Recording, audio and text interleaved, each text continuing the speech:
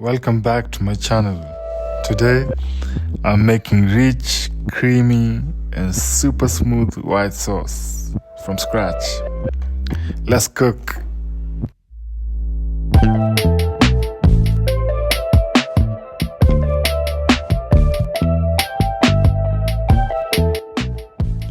Add butter to a pan in medium heat. Allow it to melt for 30 seconds. Add 2 tablespoons of flour. Whisk the butter and the flour. Optional, you can add mustard powder for depth. Gradually add in your milk while whisking.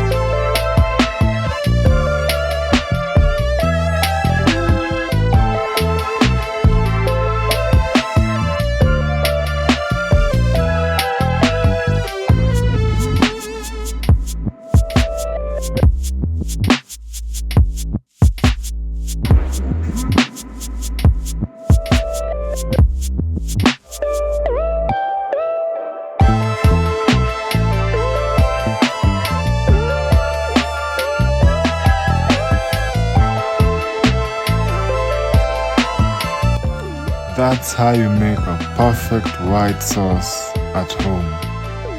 If you enjoyed this recipe, like, comment and subscribe. See you in the next video.